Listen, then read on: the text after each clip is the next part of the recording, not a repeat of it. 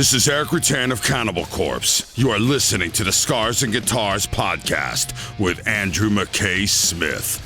Ahoy there. Thanks so much for joining me. I appreciate it. I've got a chat with Johanna Platow Andersson from Lucifer to share with you. She is an inspirational lady. She's a class act. She truly is, and you'll find out why throughout the conversation. I'm about to embark on 70,000 tons of metal. Going to get on my flight on the 26th of January, which coincides with the launch date of the new album from Lucifer.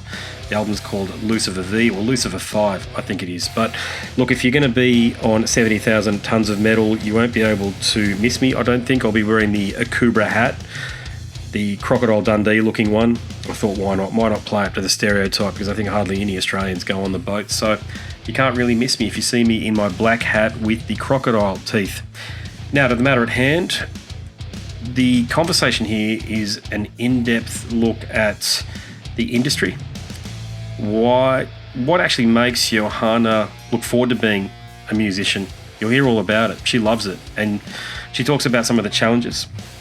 But something else. Now, this shouldn't be news to anybody that's listened to more than 3 or 4 of my conversations, but we do dive into elements of politics and social and current affairs toward the end of the chat here. And Johanna, being, as I say, a classy lady, is very intelligent, and she has a bit of a story to share. Okay, so what song have I got lined up for you? I've picked one for you. This one is titled Immaculate Heart. Of course, it's taken from Lucifer V or Lucifer V. But you'll only hear that if you've tuned in via the podcast apps. For everybody else on YouTube, we'll dive into the chat now. Either way, let's go.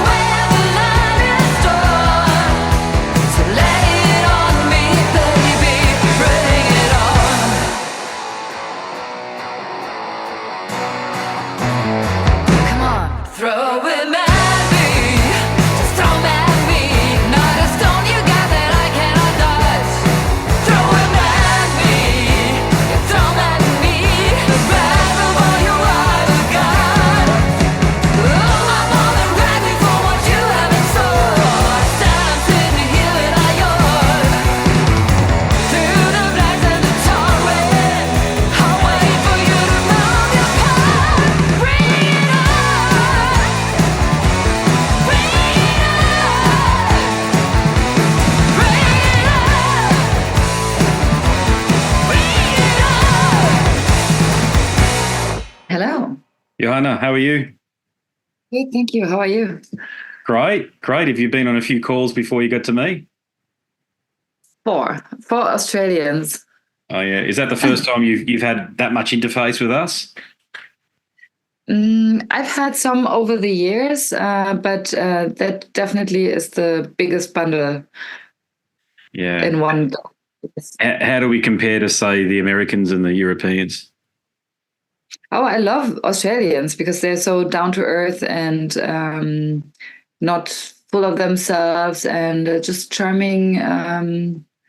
What do you call that in English? I like the demeanor of Australians. Yeah. I can relate to it as a German. There are a lot of Germans in Australia at the moment. You might be aware. Oh yeah, I didn't know. I had no idea. Yeah, a lot come here to go to uni, and they stay. So they think they're going to go back. That's the plan, and then they go, "I don't want to go back home to Dusseldorf or wherever it might be," and they stay. Same thing. And I think you live in Sweden these days, according to a bio I was reading. So same thing with the Swedes and the Norwegians as well. Well, probably because the weather up here is pretty grim. You have very long, dark winters. It gets dark at 3 in the afternoon, and Yeah, I know. That's nuts. How do you cope with that psychologically? you have to take vitamin D extra, and yeah, you can get pretty depressed from it. Absolutely. I mean, I try to always book Lucifer tours around winter just to get out. We have a tour coming up next month.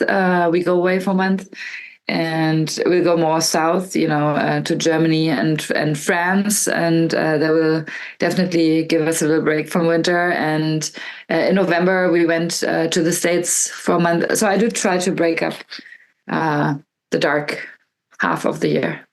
It's inconceivable to us because it gets dark at about 8 o'clock at night, 9 o'clock at night here.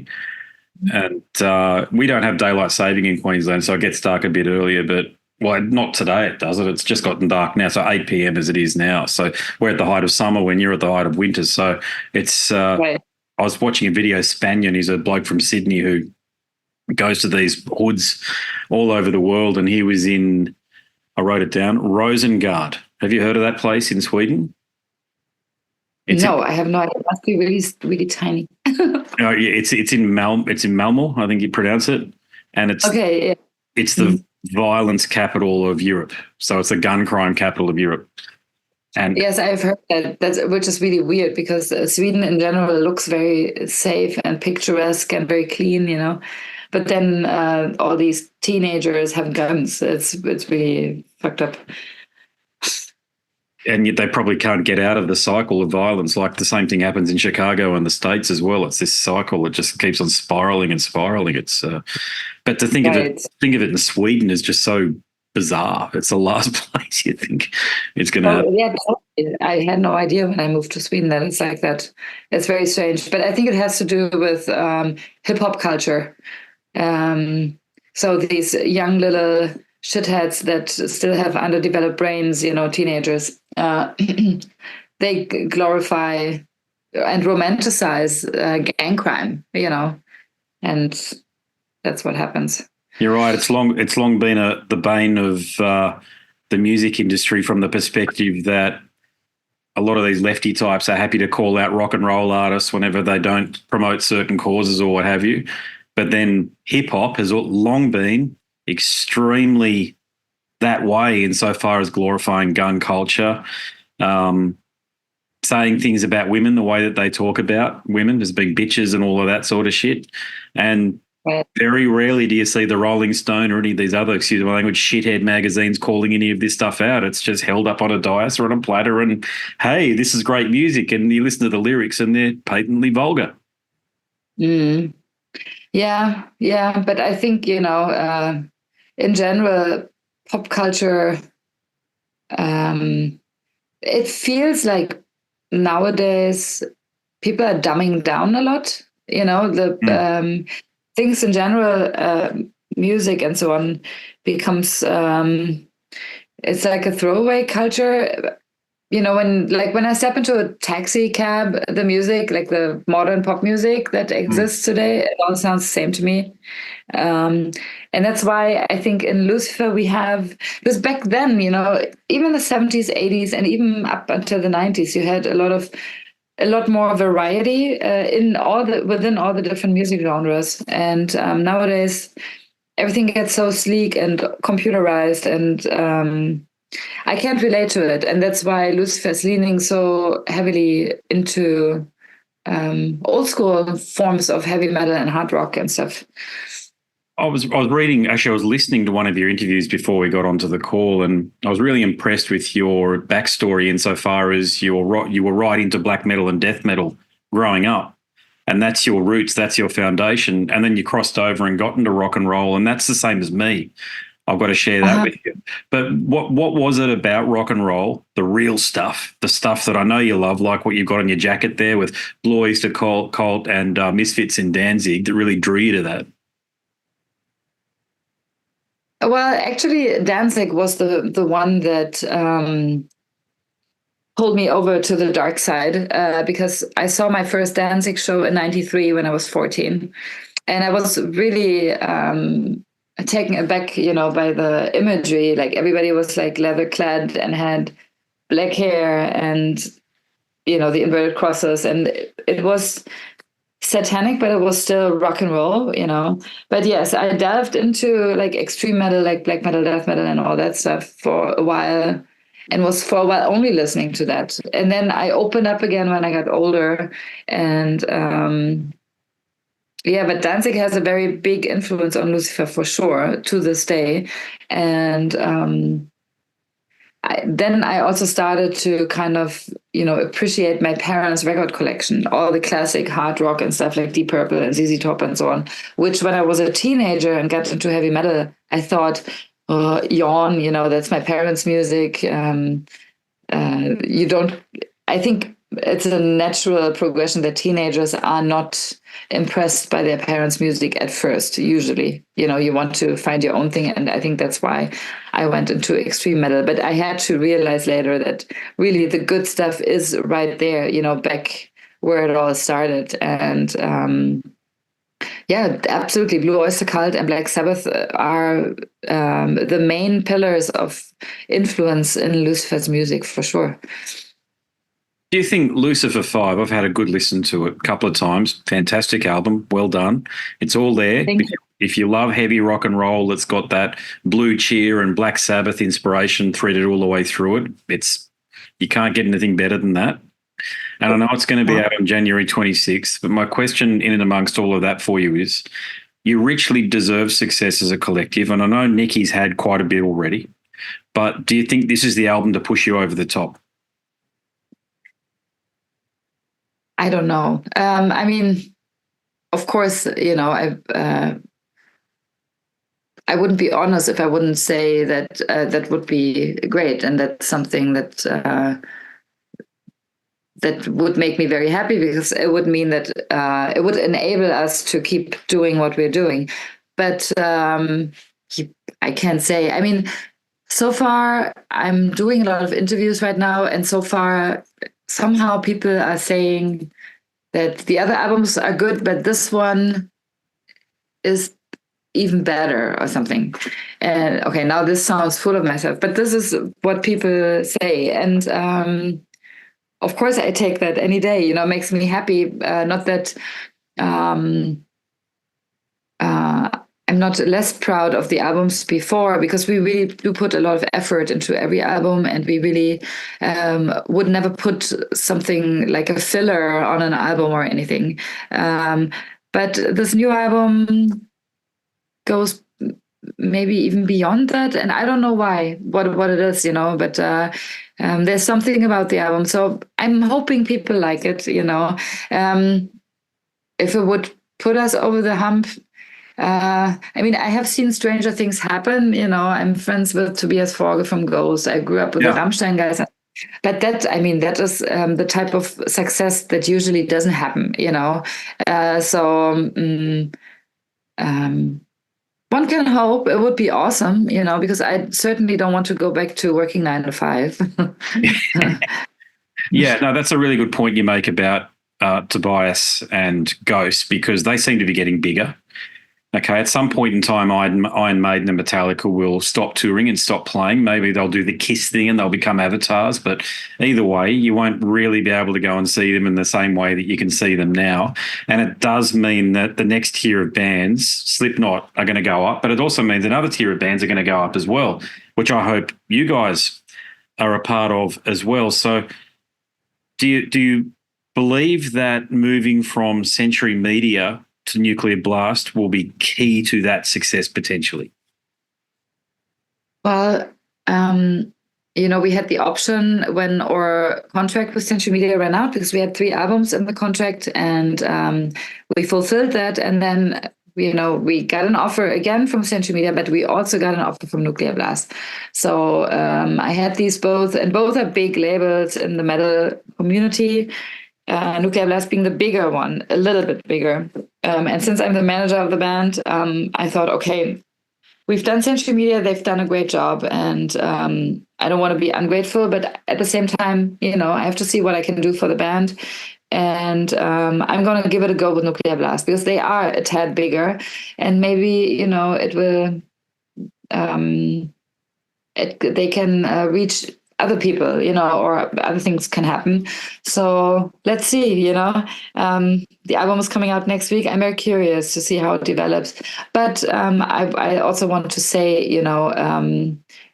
we have always tried to stay true to our sound, and we have never tried to please anybody. And that's something that I want to stand by always with Lucifer.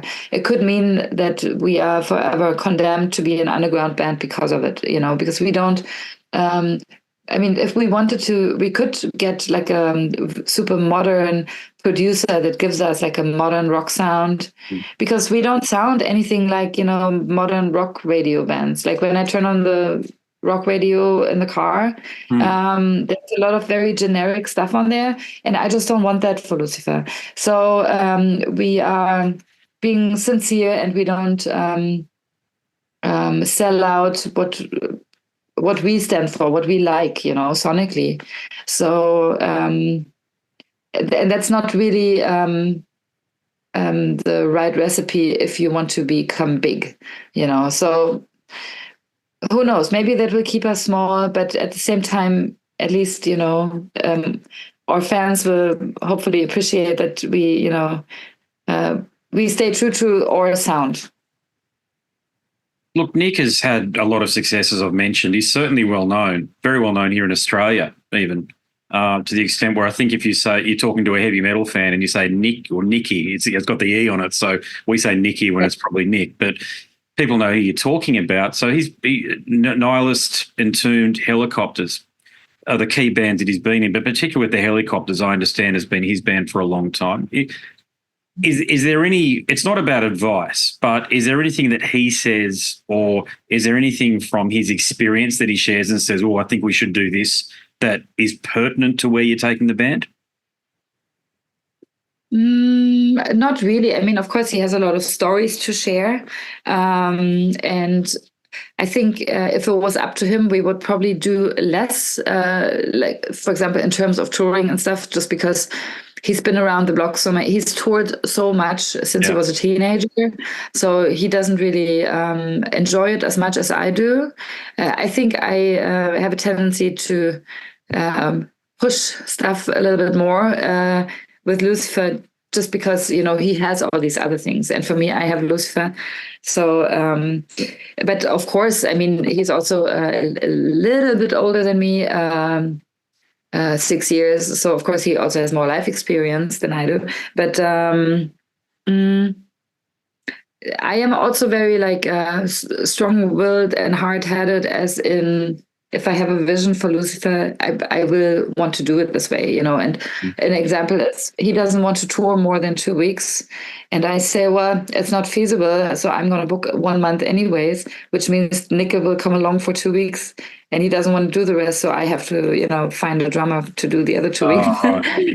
But then we do that because I don't want to be I don't want to compromise that because I love my work with Lucifer, and I don't want to sit at home with a band when I think we should be touring more. But that's okay. We have that arrangement that, if we are both okay with it, and that works. I want to tour more than he does, and I find a guy to do that. So on the next European tour, we have the first 2 weeks. We have the drummer Adam from Dead Lord, who now also plays in the Dead Sons. Okay. He's going to be Lucifer for 2 weeks, and then we switch, and Nicke comes in. So yeah. Okay, yeah. So you've got the two roles, fronting Lucifer, but then the management side of things. How do you maintain balance? Because it's a big workload. Yes, it's a lot of work, and it's very underpaying. So it's difficult. Sometimes, I'm thinking, fuck, I'm going to quit. I'm going to find myself a normal job with a regular income, but then at the same time, who am I kidding? I love, being in this band, and I love the creative part of it. I don't like so much the management side of it. I actually kind of hate it, but it's the only way we can afford to do it. I don't want to pay somebody that would take like a huge cut of our stuff. And also I'm a little bit of a control freak. So unless I would find somebody who I think can do it better than me, I don't want to give it up, So it's a little bit, Nicke always says, you should just, learn to let go and let somebody else do it. And like, no, but, it's until I explain every detail to somebody, it's easier if I just do it myself, So, yeah, it's a little bit of a tricky situation. If Lucifer would become bigger, I couldn't do it myself anymore, because right now it's more than a full-time job for sure. And I wish I could just focus on writing lyrics and playing shows and just the creative part, Something in there that you've mentioned has resonated, and I've heard it a couple of times, but most recently and most prominently it would be with Bill Hudson, Bill Hudson from I Am Morbid and a few other things, Trans-Siberian Orchestra. He's done a lot of stuff, tours a lot, and he posted something along the lines of, and I'm paraphrasing, that he's convinced that just about everybody he's had to deal with on the business side of things, so the business level is in the music industry, is a piece of shit. Does that resonate for you? I would say people in general are pieces of shit. But with the exception of of course, there's the exceptions that have a good heart, that are my friends, and that, I love working with. There's a lot of horrible people in the world, as you know. People who have weird agendas, people who are not straight up, people who play games, unnecessary things that make life more difficult. So yes, and it's not very rock and roll and fun having to sit at a laptop all day and answer stupid business emails. And nowadays, unfortunately, it is so that if you want to maintain a band, you have to do a lot of office work, and you have to do a lot of stuff yourself that labels don't do anymore. There's all this social media bullshit. I wish I could just delete all of that and send out a fax to our fans or whatever. But it's part of if I want to, keep making music, I will unfortunately also have to do these things. That goes hand in hand, which is a little bit of a shame, because it also means that there's probably very talented people out there that are great musicians, but maybe, don't feel like doing all that crap, or they are not so good at the business side, and therefore won't make it in music. And that's kind of sad, You have to have both. Yeah, no, you've hit the nail on the head right there with your comment there. That's very astute observation there, because I've met some of them even locally. Great players, excellent writers. They've even shown me stuff that they've written on not Bandcamp, I can't remember what's the other one called, where it's just SoundCloud, that sort of thing, or even just demos that they've sent to me. And I'm like, my God, this stuff is some of the best stuff I've ever heard. But they have zero intention because of the business side of it. Or somebody who said, I'll produce it overseas or whatever and ask $4 or $5 grand or whatever, and they get it back and it's worse. It comes back worse sounding than what it was than when they sent it out, when it was just recorded on the door, unmixed or what have you. So to your point, it's the safety of being on shore, so to speak, having a regular job, and in some cases we have families too, and risking it all to deal with pieces of shit in the music industry when it's already tough enough when you've got to deal with pieces of shit, to your point, in the day-to-day, and you've got to risk a whole lot like what you have to do it. Yeah, that's why I love doing this and having conversations with people like you, because you're brave enough to do it. Yeah, well, I have to say I'm just also really lucky because if I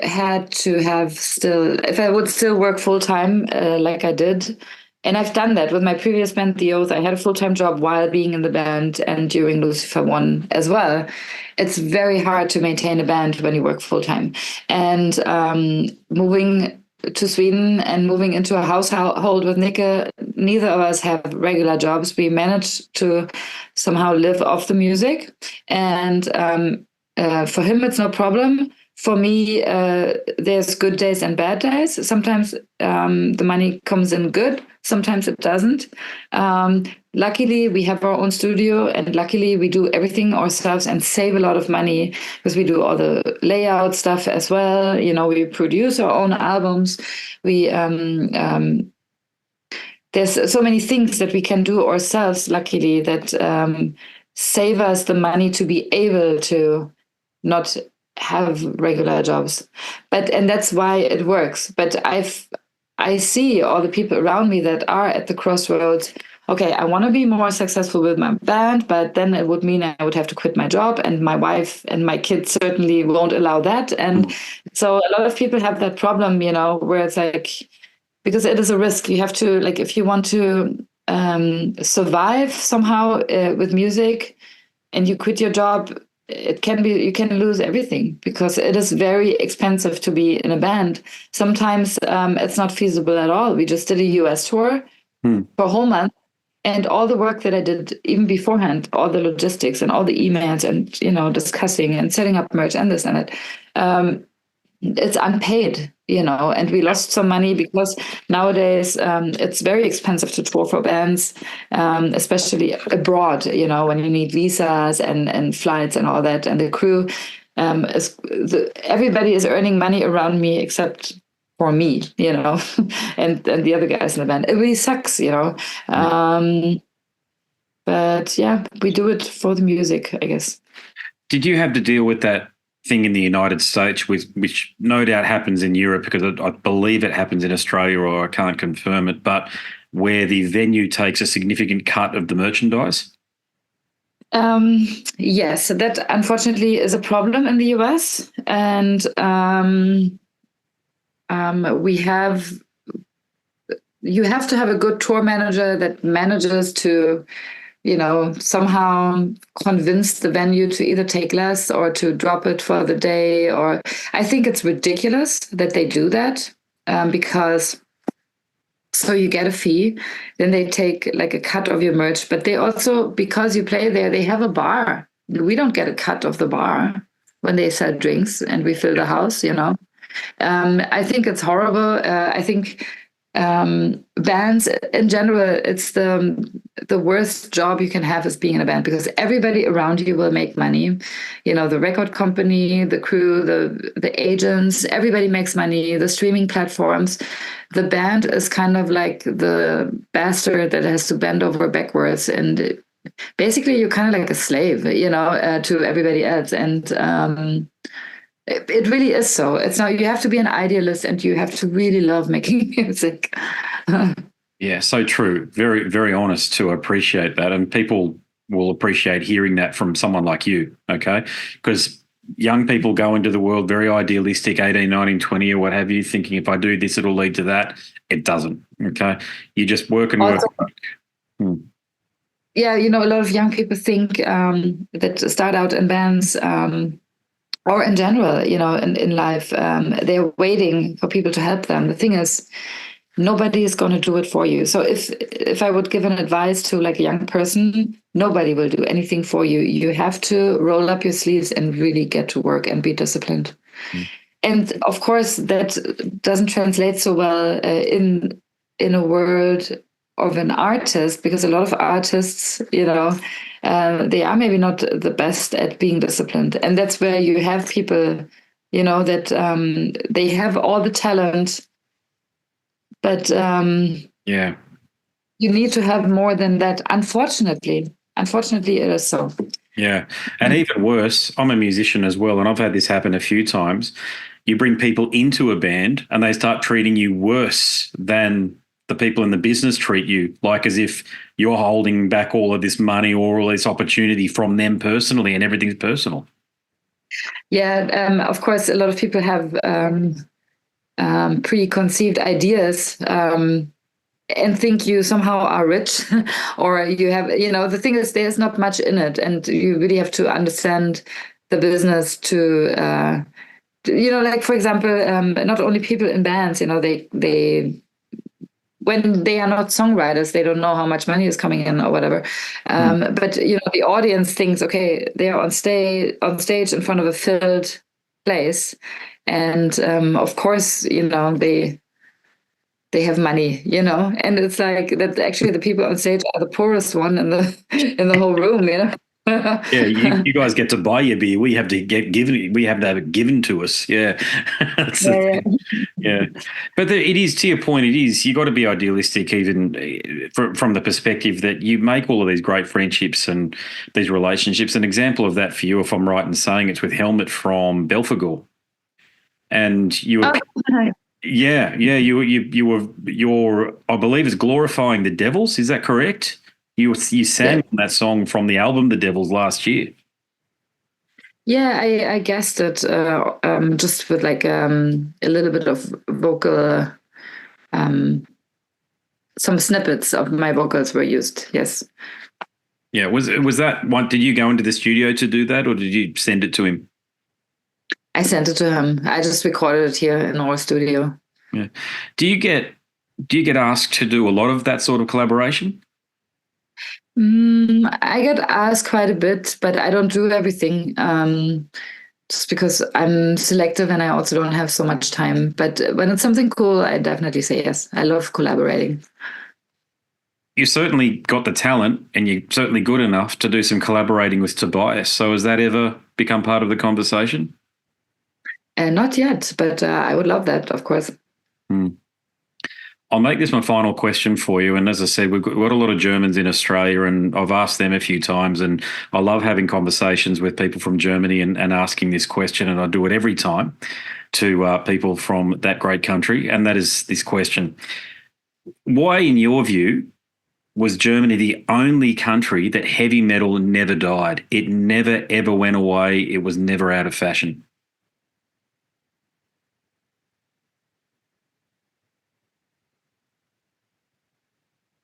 I'm trying to think, but in the States, well, I guess in Germany it's been, yes, I know what you mean.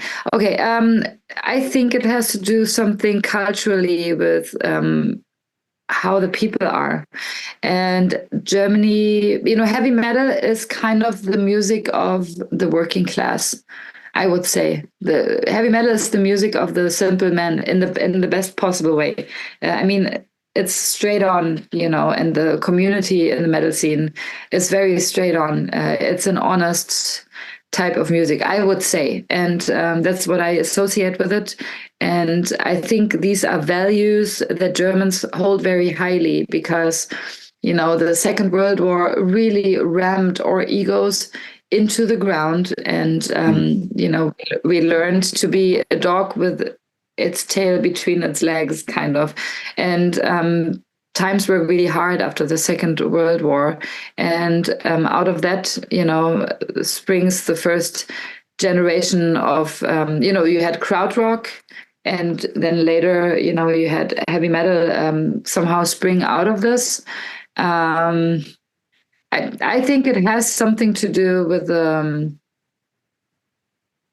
Yeah, with the straightforwardness and the honestness and the kind of down to earthness of heavy metal. Yeah, I'd agree. Every German I've ever met has been honest almost to a fault, and I think that And honesty. there's a downside to being a little bit too honest sometimes.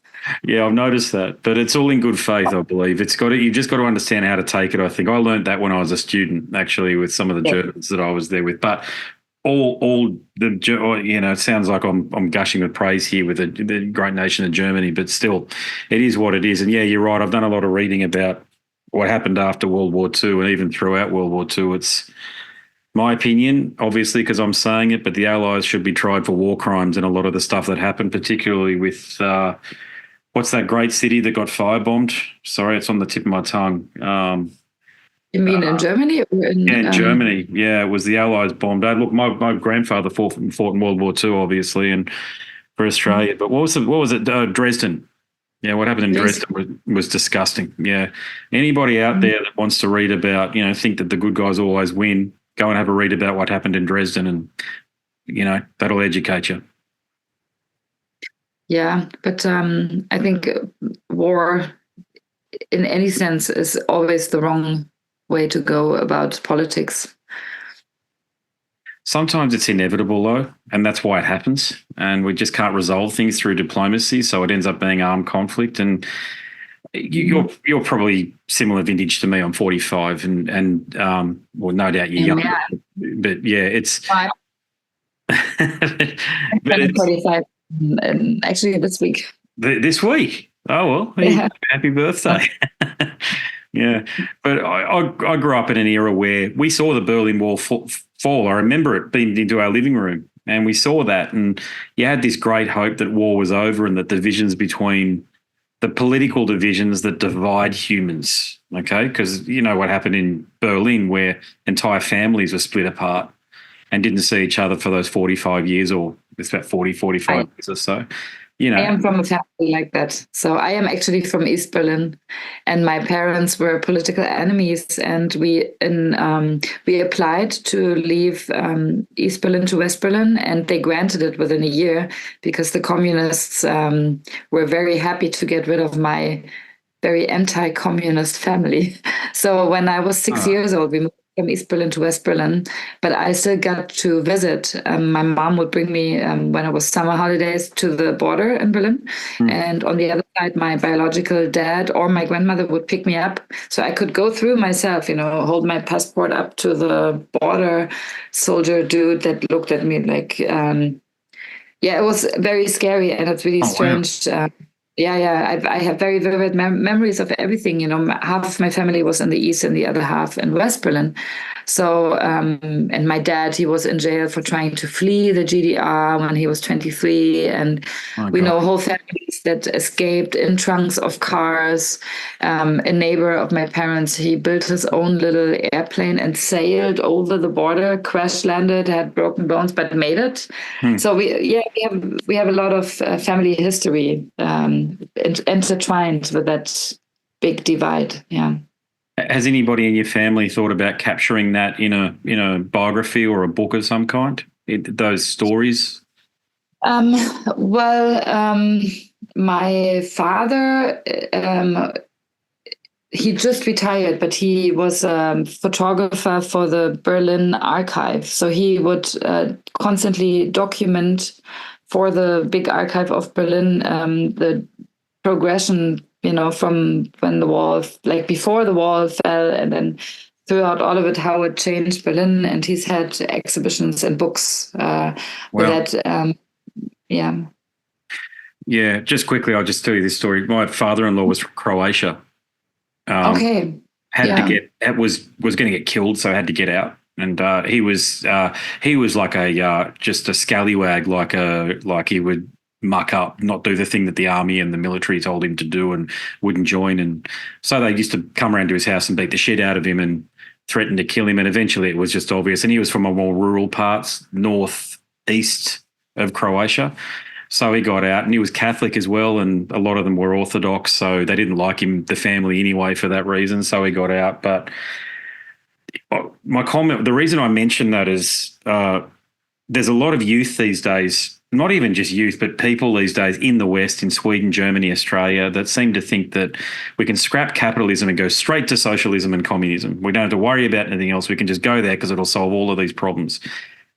My issue with on paper, on paper, communism might be interesting, but in reality, so far, I have not seen a working system where it didn't make people suffer and oppress them. And you came from that, so you know. Yeah. That's the interesting thing. That's what I notice. All these people who grow up in Australia and Sydney or Melbourne have these far left views and are willing to push them to the point where they call everybody else a Nazi, whatever that means in these days. They haven't had a family member, or like you're the first person I've spoken to from Germany that's actually had the experience, family members that have been so heavily impacted by this, where it's divided families and society just didn't happen. Well, they don't know all the horrible stories. My father, so when he was 23, he tried to escape. He tried with a friend together. They had a, what do you call it? Like one of these rubber boats, that you blow up.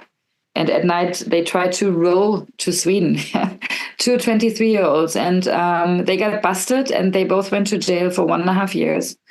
And when you're 23 and you're in a hardcore GDR jail for 1.5 years, that's pretty tough. There was, you get forced to work. And there was so many young guys like my dad who commit suicide because they couldn't handle the pressure and the interrogations and the, my mom's first husband, he drank himself to death with methyl alcohol. Methylated spirits. Yes, in jail, and together with a group of friends. A lot of them died. The others went blind. People. The conditions were so horrible in GDR jail. It's unimaginable for a kid who's just dreaming of an ideal communist world, whatever, but the reality of it, we know a lot of families where somebody got shot at the border for trying to flee, or, my mom used to get interrogated because she was, when she was 16, she was in a Rolling Stones fan group in the GDR. And of course, rock and roll was kind of forbidden, so if you had long hair or you were a punk like my brother, you got really like grilled. And like, for example, my brother, because he was a punk, they wouldn't let him study. So he had to learn how to be, somebody who fixes roofs. But as soon as we went from East Berlin to West Berlin, he went back to school, went to university, became a doctor in physics with the best grade possible. And now he's a highly paid scientist in Boston in the United States. All this opportunity he wouldn't have had. My brother is an intellectual, and he wouldn't have had these opportunities in the GDR because they suppressed people who were just into punk rock or who were Protestant Christians or whatever, into the Rolling Stones. You had big problems, and they would draw you in for interrogations. Friends of my mom, who had long hair, guys, they just cut into the hair. It's like, I know so many horrible stories. And anyways. Well, thank you those for kids sharing. Yeah. Well, I've got to be frank about this point, Johanna. It's very important that you share these stories too, because people aren't, and it's looked at as if it's it's just looked at as it's completely offensive that people take offence to these types of stories that need to be told.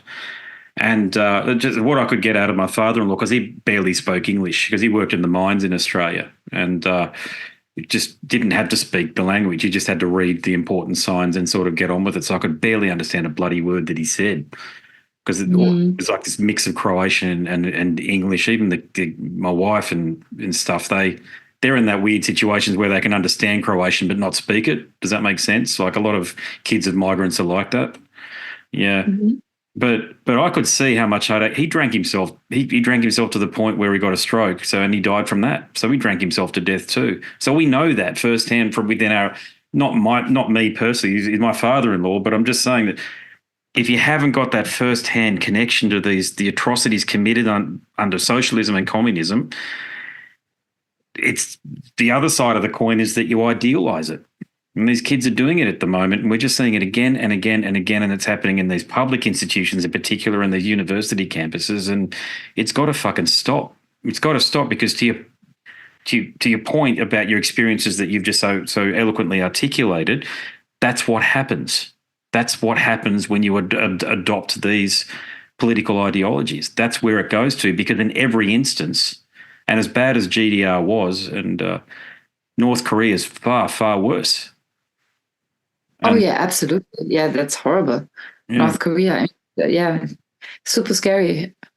And scarier even so now that China, North Korea, Russia, and so on, all the bad boys in the world are like up and coming, and it's a bit scary. Yeah. Of course, you could be worried about the scale that's tipping somehow for the Western world, but let's not go there. No, I agree. No, look, we could talk for hours about this very topic. Look, I'm a journalist. That's my degree, is journalism. So I do talk to people, and I investigate, and I go to where sources exist, and primary sources too. I don't believe what the bloody BBC says, or the ABC here in Australia, because they're state-funded media, and so they have an agenda straight away. And it's just crazy that we got to this bloody point. And to your point, it feels like as though the scales are about to tip. So. But look, I tell you what, it's been one of those chats. I'm really glad that we had this conversation. God bless with everything that you're doing, by the way. I really can't wish you enough success, and I really hope to see you in Australia. I hope so too. I hope we get there someday. Thank you so much for taking the time and having me, and have a nice evening. Wow, I wish there were more people in rock and metal like Johanna. Incredible.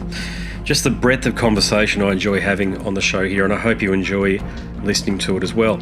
Okay, so there are many more chats over at scarsandguitars.com, and if you like listening, I know you like reading because you're not a dummy, let's face it.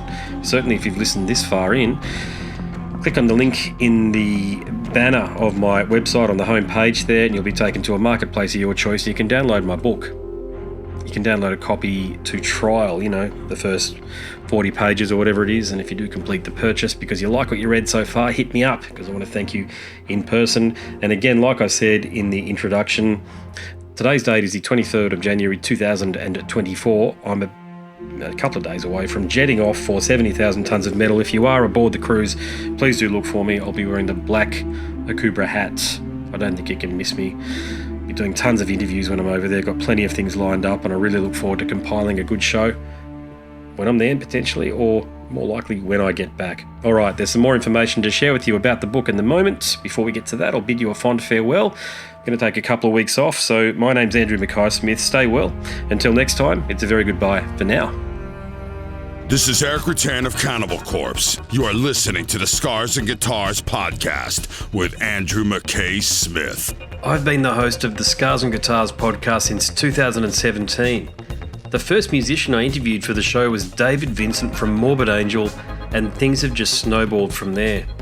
In all, I've posted almost 650 podcast episodes featuring conversations with many of the leading lights of rock, heavy metal, and beyond. It just got to a point where I thought, I need to write a book about all this, so that's exactly what I did. In Scars and Guitars Volume 1, you'll read a heap of deep reveals and commentary, such as Des Fafara talking about Coal Chamber and why the band will never return. If you're a band just starting out, you need to hear me. Do not start a band with partners. Ever. Yeah, wise words there. Sage advice, mate, for anybody. Don't ever, because I can't go do Coal Chamber right now unless I get others involved. Phil Anselmo talks about the episode in his career which gives him the greatest sense of accomplishment. I think the staying power of the fans and the staying power of the songs, whether it's Pantera, Down, or Superjoint, the fans remember the songs. Alex Skolnick from Testament confirms that, yes, playing the guitar in Ozzy's band is anything but an ordinary gig. Will Silent Oz from Dimmu Borgir write a book? Pa from Sabaton. gives advice to people who want to start a band. Look at the team around you, look at the bandmates. If the guys want to be on the stage, then it's all cool. If the guys want to be backstage, then it's not going to be cool. Current and former members of Cradle of Filth discuss the band's seminal 90s material. Read about the reaction to George Lynch and Mark from Suicide Silence's comments when they throw shade at then President Donald Trump. We have this idiotic monster, this egotistical, self-aggrandizing, complete piece of shit in there. I just can't understand how we've gotten to this place. And yeah, we kicked a hornet's nest with Sepultura. Percussive overlord Gene Hoglan talks about recording with Chuck Schuldiner. Chuck was always, he was very open-minded, and he was into having his musicians that were playing with him just reach out for the best stuff that they had. Phil Campbell from Motorhead discusses what it takes to get sober. John Five answers his critics who dismiss his tenure with Marilyn Manson. My name is John Five, and Manson gave me that name, and I had some of the best years of my life in that band and learned a lot. And we get the lowdown on Treyarch Zagtoth from those who would know, including his mother. All across Scars and Guitars Volume 1, there are moments of tension, relief, tragedy, exhilaration, and throughout it all, you'll obtain insight that I believe no one else has managed to obtain from many of your favourite artists. So treat yourself. Scars and Guitars Volume 1 is currently available as an ebook with a print edition on the horizon. Follow the links attached and download a sample. I'm sure you'll be compelled to read the whole book.